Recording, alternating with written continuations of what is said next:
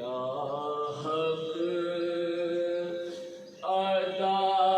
کرے گا زمانہ حسین کا اب تک زمین پہ قرض ہے سجدہ حسین کا کیا حق ادا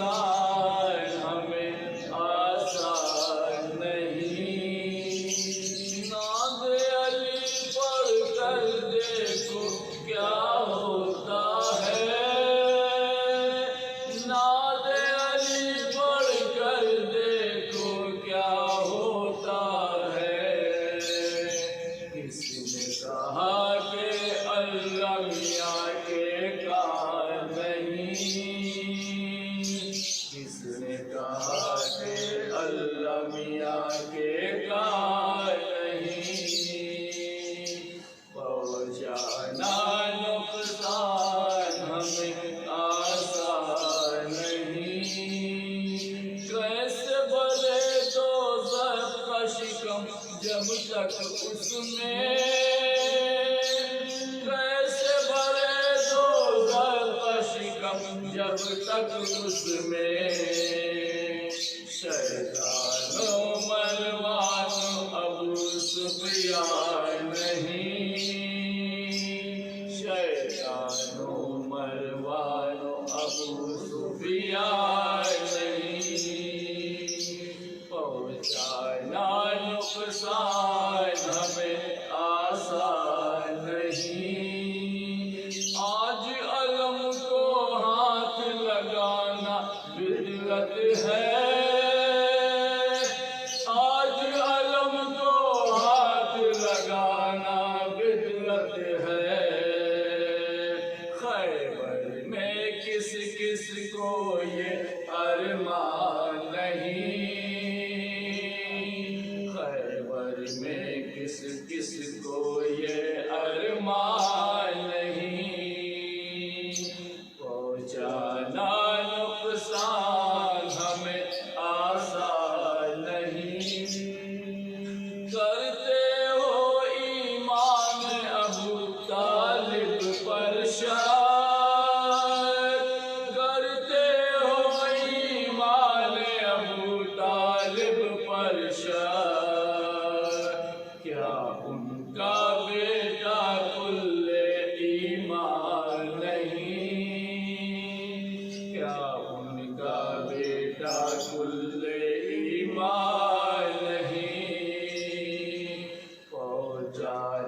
نقصان ہمیں آسان نہیں، لے کر چلنا ہوں بے علی اور عشق ازاں، لے کر چلنا ہو بے علی اور عشق ازاں، کنج لہد میں کوئی روشن گاہ نہیں، کنج لہد میں کوئی روشن دار نہیں، پہنچانا نقصان ہمیں آسان نہیں، سبط جعفر میر حسن یا ہو مختار، سبط جعفر میر حسن یا ہو مختار، ان کے بجز محفل مجلس پہچان نہیں، ان کے بجز محفل مجلس پہچان نہیں، پہنچانا نقصان ہمیں آسان نہیں، عشق علی میں مر جانا نقصان نہیں۔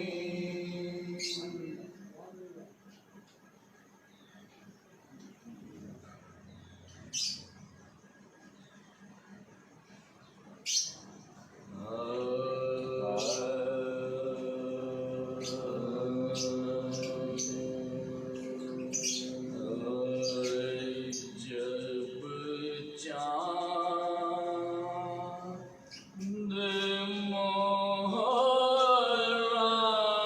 محرم کا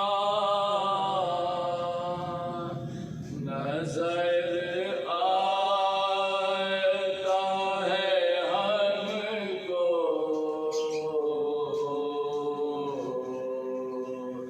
جب چاند محرم کا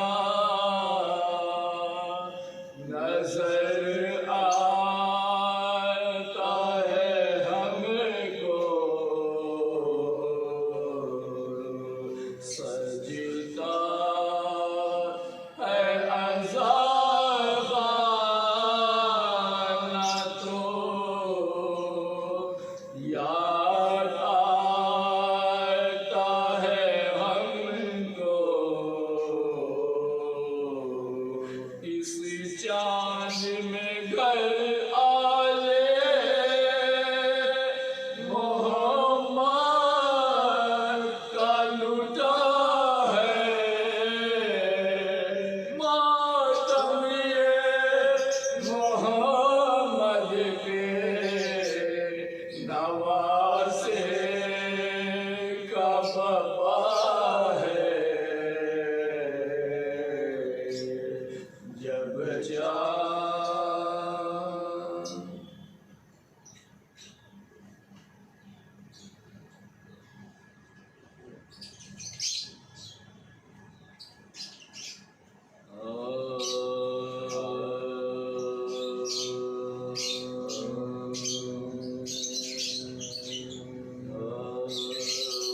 حسین جب کہ چلے بعد دوپہر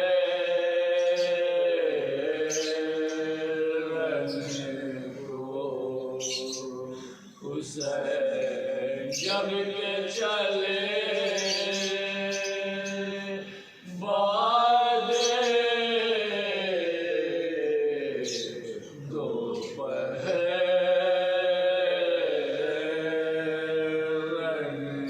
کو،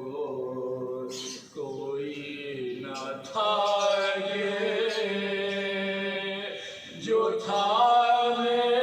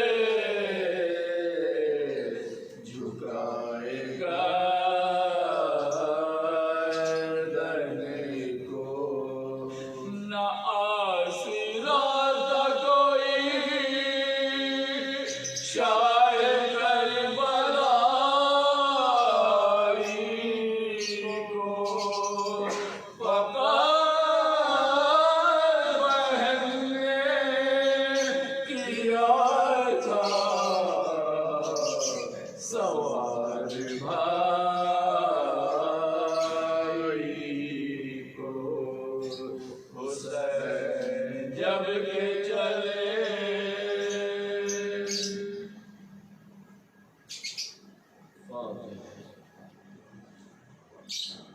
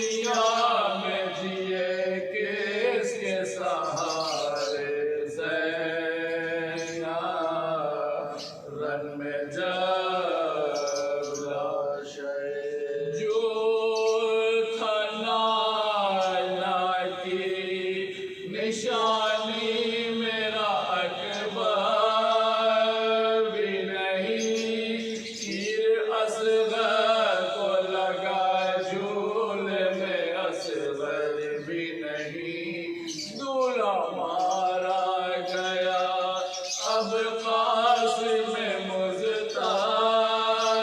بھی نہیں، جو تھا پردے کا محافظ و برادر بھی نہیں، ظلم اتنے ہوئے کہ ذات کیا نہ رہا، جس خدا کوئی بھی دنیا میں ہمارا نہ رہا، رن میں کے قیدی ابھی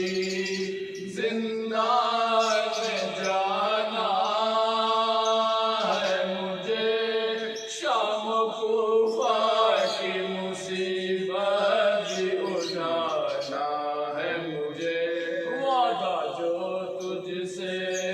کیا تھا وہ نبھانا ہے مجھے، تیرے مقصد کو یزیدوں سے بچانا ہے مجھے، آئے کس منہ سے مدینے کو میں اب جاؤں گی، تم کو پھر جا کے مدینے میں کہاں پاؤں گی، رن میں سن کے فریاد بہن لاشِ سرور تڑپا، آندیاں چلنے لگی کاوشی کر وہ بلا، لاش بے سر سے صدا آئی کرو شکر خدا، اے بہن کر گیا مقتل میں میرا سوکھا گلا، میرا پیغام زمانے کو سنانا،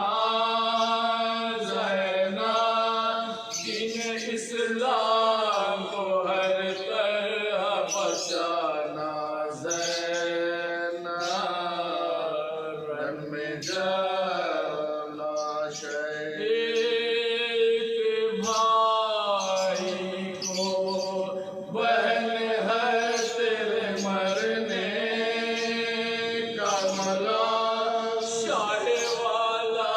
کا یہ غم سارے غموں سے ہے محال، مل نہیں سکتی کہیں کربلا کی مثال، مسیح میں ابھی چھوٹا ہے قلم تیرا جلا، پڑھ کے اشعار جو زیغم نے سنائے ہوں گے، المجلس نے بہت اشک بہائے ہوں گے، رن میں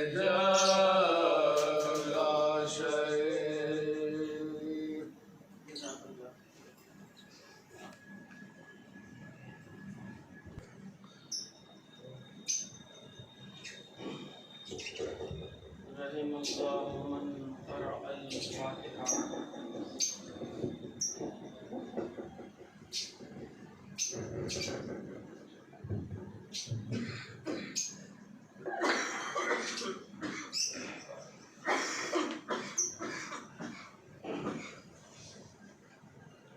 لا حول ولا قوة إلا بالله العلي العظيم، أعوذ بالله من الشيطان الرجيم، بسم الله الرحمن الرحيم، رب اشرح لي صدري ويسر لي أمري واحلل عقدة من لساني يفقهوا قولي، الحمد لله رب العالمين حمدا كثيرا كما هو أهله، والصلاة والسلام على نبيه المصطفى ورسوله المرتضى وحبيبه المجتبى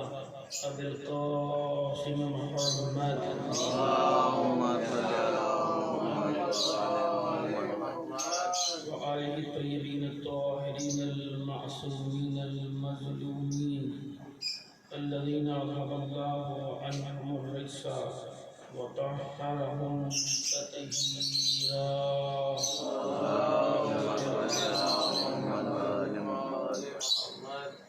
لا سيما الإمام المهدي صاحب الأثر والأمر والزمان أجل الله تعالى فرجه الشريف وجعلنا من أنصاره وأبانه ولعنة الله على أعدائهم أجمعين من يومنا هذا إلى قيام يوم الدين. أما بعد فقد قال الله تبارك وتعالى في كتابه الحكيم وفرقانه الحميد وقوله الحق. بسم الله الرحمن الرحيم. إنما نطعمكم لوجه الله لا نريد منكم جزاء ولا شكورا. اللهم صل على محمد. اسی آیت کریمہ کے حوالے سے کل تھوڑی گفتگو آپ کے سامنے آپ نے حضور میں پیش کیا تھا. آج کی اس مجلس میں بھی بس چند کلمات آپ کی خدمت میں پیش کرنے ہیں. پروردگار عالم سورۃ الدہر میں اخلاص اہل بیت اور سخاوت اہل بیت کا بیان کر رہا ہے. ان کا عمل ان کا اخلاص اس بلندی پر ہے جس کا اعلان قرآن مجید نے اپنے لفظوں میں کیا. اگرچہ یہ نیت اہل بیت تھی کہ وہ جو خدا کی راہ میں روٹیاں دے رہے تھے یتیم اور مسکین اور اسیر کو، تو ان کا ارادہ ان کی نیت صرف اور صرف ذات خدا کے لیے اس عمل کو انجام دینا تھا. نہ کسی جزا کا مطالبہ ہے، خواہش ہے، اور نہ کسی شکریہ کی تمنا. تھوڑی سی گفتگو اسی آج نیت اور ارادہ کے اوپر کہ پہلی کیفیت جو انسان کو عمل کی طرف رغبت دلاتی ہے، عمل کے لیے انسان کو دکھاتی ہے، وہ خود انسان کا ارادہ کی نیت ہوتی ہے.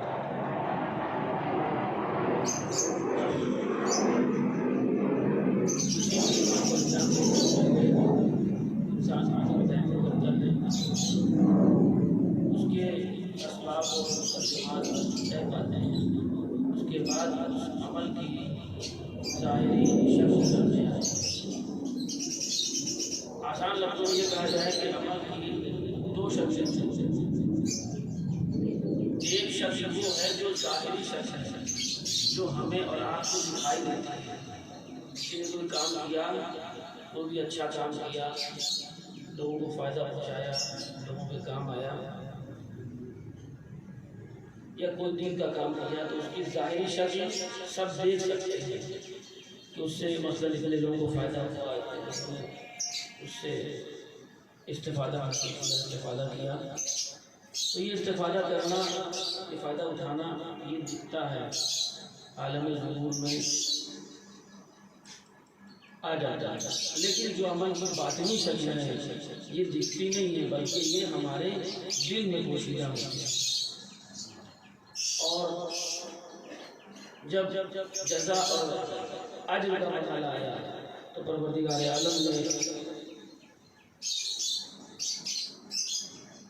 خود اس عظیم مرحلے کی طرف آیات الہیہ نے بھی متوجہ کیا ہے اور روایات محفوظ میں دو ایک باتیں اس حوالے سے. مثلاً کل بھی میں نے آپ کے سامنے حدیث سے مطلع حضرت محمد مصطفیٰ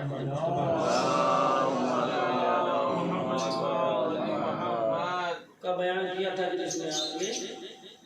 نیت اور ارادے کی اہمیت کا اعلان کیا. آپ فرماتے ہیں انما الاعمال بالنیات. عمل کا دار و مدار، عمل کا انحصار نیت کے اوپر ہے. وَإِنَّمَا لِكُلِّ أَمْرٍ مَا نَوَىٰ۔ اور اس کے بعد کا فقرہ ہے کہ اور ہر شخص کو عطا کیا جائے گا، ہر شخص کو اجر دیا جائے گا اس کی نیتوں کے اعتبار سے۔ تھوڑا سا غور کیا جائے تو مرسل اعظم ہم کو متوجہ کر رہے ہیں کہ جو اجر پروردگار نے رکھا ہے، جو ثواب رکھا ہے، جو انعام رکھا ہے، جزا رکھی ہے، بدلہ رکھا ہے، وہ نیت کے اوپر رکھی ہے۔ نیت جتنی زیادہ خالص ہوتی چلی جائے گی، نیت جتنی زیادہ بلند ہوتی چلی جائے گی، اجر بھی اتنا ہی بڑھتا چلا جائے گا۔ اور اسی کے برخلاف نیت جتنی پست ہوتی چلی جائے گی، نیت جتنی خراب ہوتی چلی جائے گی، یعنی اگر عمل کو غیر خدا کے واسطے انجام دیا، خدا نہ کرتا، میں خود اپنی مثال دے رہا ہوں کہ کسی بھی کام کو اگر غیر خدا کے واسطے انجام دیا، کام کیا لیکن اس میں نیت یہ تھی کہ ہمیں یہ مطلب شہرت مل جائے، ہمیں یہ دنیاوی فائدہ مل جائے، کوئی بھی فائدہ، حتیٰ کہ یہ بھی ہم اس لیے کر رہے ہیں کہ جو ہے وہ تعریف ہو گیا کہ بہت بڑھیا، بہت زبردست ہے۔ اگر یہی ہو گیا کہ ان کو خوش کرنا ہے، ان سے فائدہ حاصل کرنا ہے، تو ظاہر سی بات ہے کہ جب نیت غیر خدا کے لیے ہوگی تو عمل ضائع اور برباد ہو جاتا ہے۔ سنتے رہتے ہیں، جو مجھ سے بہتر جانتے ہیں کہ جب اعمال بلند کیا جاتا ہے عرش کی بلندیوں پر جانب آسمان، تو وہ ملائکہ جو وہاں پر معین ہیں، ظاہر سی بات ہے کہ جب پروردگار کی جانب سے یہ انتظام ہے، تو جو عمل غیر خدا کے لیے انجام دیا جاتا ہے اس عمل کو فرشتے واپس کر دیتے ہیں، اور یہ آواز دیتے ہیں کہ جب یہ عمل خدا کے واسطے انجام ہی نہیں دیا گیا ہے تو عمل کی بلندی کیسی اور جزا کیسی ہے۔ صلوات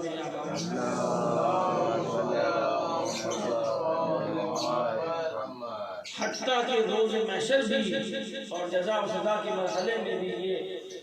حدیث ملتی ہے کہ پروردگار کہے گا تم نے جب اس عمل کو میرے واسطے انجام ہی نہیں دیا، تم نے جب اس کام کو میرے لیے کیا ہی نہیں ہے، تو پھر اجر کا مطالبہ مجھ سے کیوں ہے؟ تم نے جس کی خوشی کے لیے انجام دیا ہے، جس واسطے انجام دیا ہے، اجر بھی جا کر اسی سے طلب کر لو۔ صلوات میں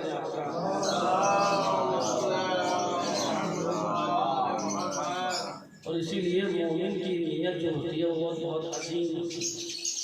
یہ بھی حدیث آپ نے سنی ہے کہ نیت المومن خیر من عملہ، مومن کی نیت اس کے عمل سے بہتر ہوتی ہے، ظاہری شکل سے بہتر اس کی نیت ہوتی ہے، کیونکہ بہرحال جو عمل ہے وہ ٹکا ہوا ہے، مناسب ہے اسباب اور حالات۔ بہت بڑا آپ کام کرنا چاہتے ہیں، آپ چاہتے ہیں کہ ہمارے اس کام سے 200 لوگوں کو فائدہ ہو، نیت آپ کا لیجیے آپ کے جاننے والے 200 لوگ جو ہیں ان کو ہم اس اعتبار سے فائدہ پہنچائیں گے، نہیں ہو پایا آپ کے پاس انتظام، نہیں کر پائے آپ کسی وجہ سے، وقت کی کمی کی وجہ سے، پیسے کی تنگی کی وجہ سے، آپ نے فائدہ پہنچایا 10 لوگوں کو بھی، لیکن اب یہیں پر انسان متوجہ ہو جائے کیونکہ آپ کی نیت بہت عظیم تھی اور آپ اس کے فائدے کو کثیر تعداد تک پہنچانا چاہتے تھے، نیت میں کمی نہیں تھی، اسباب میں کمی ہو گئی۔ تو اگر اسباب میں کمی ہو گئی، حالات سازگار نہیں رہے، کیونکہ آپ کا ارادہ عظیم تھا، نیت عظیم تھی، تو پروردگار اس ظاہری شکل پہ اجر نہیں دے گا، آپ کی نیت پہ اجر دے گا۔ آج نیت جتنی عظیم تھی اللہ اس سے بڑھ کر اجر دینے والا ہے۔ صلوات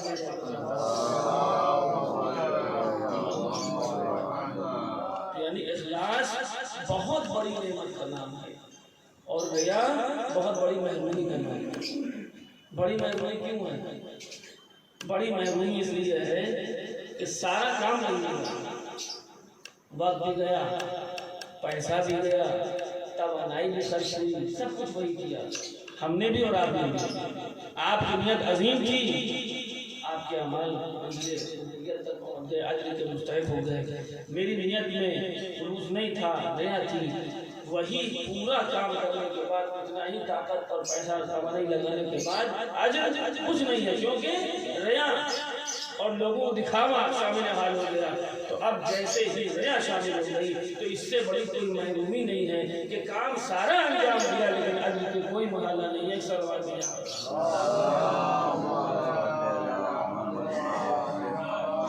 اس طرح کے بہت سے آپ کو واقعات بھی مل جائیں گے اور آیت اللہ روح اللہ خمینی رحمۃ اللہ علیہ،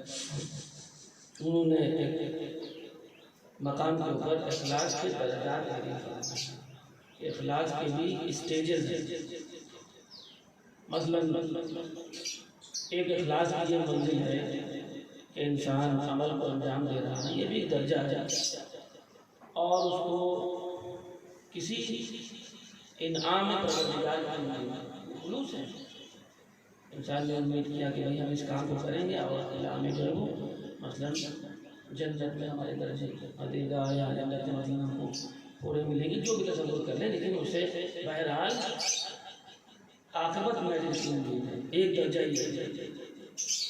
درجہ یہ ہے کہ انسان عمل انجام دے گا، اس کی نیت یہ ہے، یہ بھی خلوص ہے کہ ہم اس کام کو کریں گے اور ہم عذاب پروردگار سے محفوظ رہیں گے، یہ بھی خلوص ہے۔ بہرحال تصور میں خدا تو ہے کہ ہم یہ کام کو کریں گے اور اس کو کرنے سے جو ہے وہ ہم جہنم کی آگ سے بچ جائیں گے، عذاب سے بچ جائیں گے، فشار سے بچ جائیں گے، یہ بھی درجہ ہے۔ اور آگے بڑھ جائیے، اب تھوڑا سا اس میں جو ہے وہ علماء کے درمیان الگ الگ نظریات ہیں کہ مثلاً نماز شب میں اس لیے پڑھوں یا آپ یا کوئی بھی اس لیے پڑھے کہ مثلاً اس میں ہے کہ کوئی رزق میں برکت ہوتی ہے، چہرے کی نورانیت بڑھ جاتی ہے، اور بہت سارے فضائل ہوتے ہیں نماز شب کے حوالے سے ہیں، تو ٹھیک ہے، یہ بھی درجہ ایک ہے انسان کا وہ۔ اب بعض افراد اس میں جو ہے تھوڑا سا ان کا لہجہ جو ہے وہ دیگر علماء سے سخت ہے، لیکن بہرحال انسان عمل کو انجام دے رہا ہے، اس کا خلوص کس منزل پر یہ پروردگار جاننے والا ہے، یہ سب درجہ ہے۔ عاقبت میں کسی درجے کو امید کرنا، یہ سب چیزیں ہیں، لیکن تھوڑا سا اگر دیکھا جائے تو کہیں نہ کہیں خدا کے ساتھ ساتھ کسی اور امید کو بھی درمیان میں ہم لے آئے،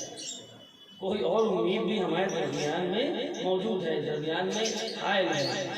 اس اخلاص کے باوجود کچھ نہ کچھ جو ہے، یعنی اس وقت ایسے کہا جائے کہیں نہ کہیں جو ذہنیت ہے، اگر خوف کی بنا پر ہے تو کہیں نہ کہیں غلامانہ ذہنیت ہے۔ غلام جو کام کرتا ہے وہ ڈر کے کرتا ہے، نہیں کریں گے تو آپ کا سختی کرے گا، یہ غلامانہ ذہنیت ہے۔ اور جہاں فائدے چاہیے کچھ، یہ ذہنیت تاجرانہ، یہ بزنس ہے، یہ لگاؤ یہ ملے گا، یہ ذہنیت تاجرانہ ذہنیت ہے، یہ خطابت میں جو مثال دی جاتی ہے۔ لیکن جب بندگی اور اخلاص بڑھنے لگتا ہے اور بلندیوں کی طرف جاتا ہے، تب ہمیں اور آپ کو وہ مرحلہ ملتا ہے کہ پھر عمل کو صرف اور صرف خدا کے فقط اور فقط، اور اس کے بعد اگر اس اخلاص کو محسوس کرنا ہے تو امیر المومنین علی بن ابی طالب کا وہ عظیم فقرہ ما عبدتک لشوق الجنہ، میں جنت کے شوق میں تیری بندگی نہیں کرتا ہوں، لا من خوف النار، نہ جہنم کے خوف سے تیری بندگی کرتا ہوں، بلکہ تجھ کو اہل عبادت پایا ہے، اس لیے علی سر سجدے میں جھکاتا ہے۔ پروردگار کی اس عظمت کو دیکھ کر امیر المومنین کا سر جھکا ہوا ہے، نہ جنت کی کوئی آرزو ہے اور نہ جہنم کا کوئی خوف ہے جو علی کو بندے کے بندگی کر رہا ہے۔ جب ایسی بندگی ہوتی ہے تو اگرچہ عمل ایک انجام دیا گیا، ایک عمل انجام دیا ہو، ایک کام کیا گیا ہو، لیکن اخلاص بہت عظیم ہے تو پھر آواز گونجنے لگتی ہے کہ علی کی ایک ضربت علی کی ثقلین کی عبادت پر بھاری ہے۔ کیوں؟ اس لیے کہ اس کا اخلاص اتنا وزنی ہے کہ کائنات کی عبادتیں اس اخلاص کا مقابلہ نہیں کر سکتی ہیں۔ سلوات ورنہ ضربت تو ایک تھی اور اتنی وزنی ہو گئی کہ یہ اخلاص سے مولائے متقیان تھا کہ اس میں ایک ضربت کو ثقلین کی عبادت سے وزنی خود منصرِ اعظم قرار دے رہے تھے، جن کی زبان پر وحی الہی کے پہرے لگے ہوئے ہیں، گویا کہ مشیت نے اس ضربت کی عظمت کو ظاہر کیا۔ تو فقرہ مجھے باب فضائل میں کہنے دیجیے، جس کی ایک ضربت ثقلین کی عبادت پر بھاری ہو، اس کے کل اعمال کا وزن ہم اور آپ کیا لگا سکتے ہیں؟ اس کے اخلاص کے مدوں کو ہم کیا سمجھتے ہیں کہ کس وقت کی نماز کس منزل اخلاص پر تھی، کس وقت کے روزے کس منزل اخلاص پر تھے، کس وقت کا جہاد کس منزل اخلاص پر تھا. اور جب سارے اعمال کے اخلاص دیکھتے جائیں تب تصور کریں کل حیات علی کتنا اخلاص کے اوپر منحصر تھی.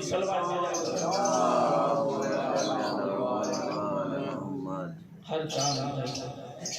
پروردگار ہے. اور جب اس نظریے کو ذہن میں رکھ لیا جائے تب سمجھ میں آتا ہے کہ قاتل کو جان کو خون کے پیاسوں کی ہدایت کا انتظام کیوں کر رہے تھے.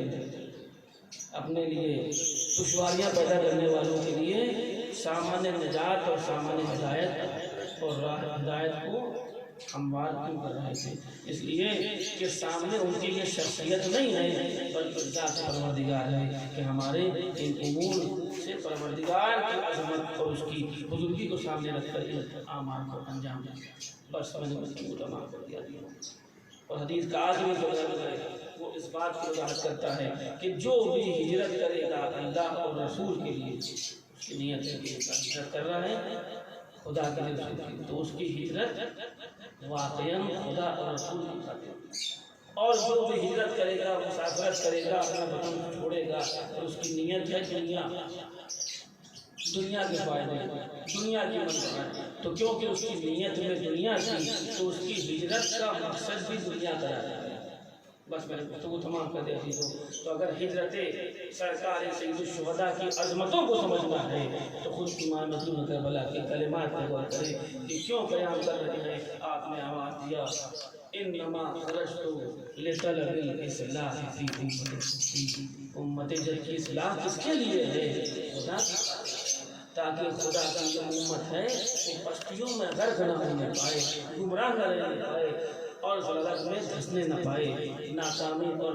محرومی کی منزل پر جائے. امت جد کی اصلاح خدا کی خاطر ہے. اور حسین غریب نے سب کچھ چھوڑ دیا اپنا وطن چھوڑ دیا اماں کی لہر چھوڑ دیا بھائی کا مزار چھوڑ دیا سب کچھ چھوڑتے چھوڑتے مرحلہ آیا کہ حج کے ایک دن پہلے خانہ کعبہ کو بھی چھوڑ دیا. کیوں؟ خدا کی خاطر. حسین نے خانہ کعبہ کو چھوڑا ہے خدا کے لیے دین خدا باقی رہ جائے شریعت باقی رہ جائے اسلام باقی رہ جائے. اور اس اعتبار سے جب حسین زندہ ہوئے تو مجھے کہنے دیجیے روح کعبہ تھی جو کعبہ سے الگ ہو رہی تھی. اور ایک مرتبہ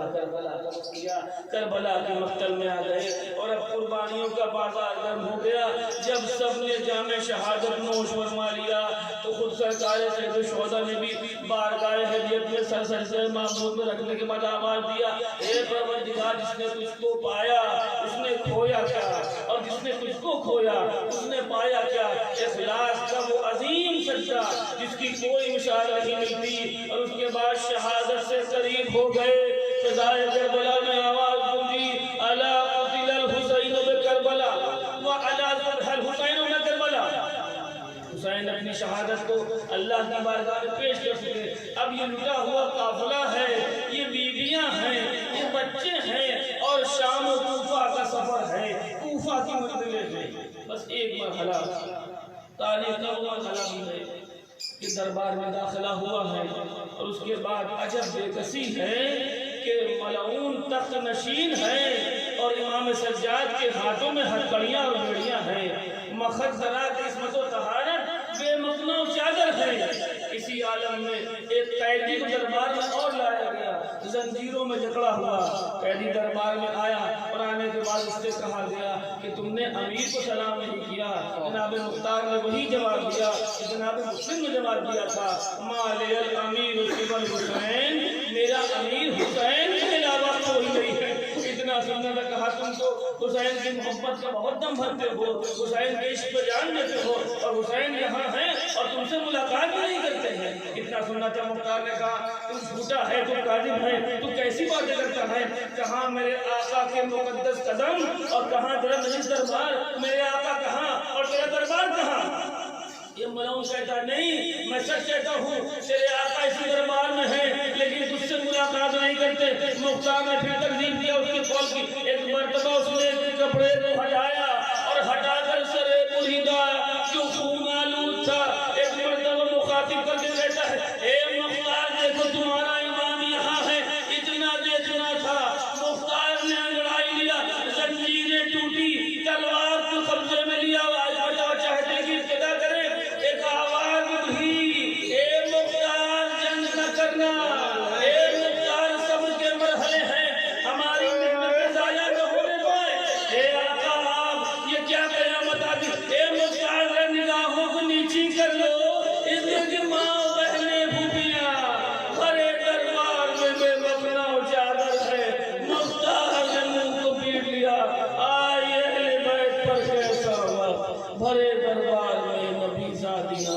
علی کی بیٹیاں بے مقدہ ہو جائے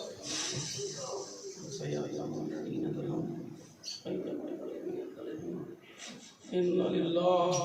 وإنا إليه راجعون ربنا تقبل منا إنك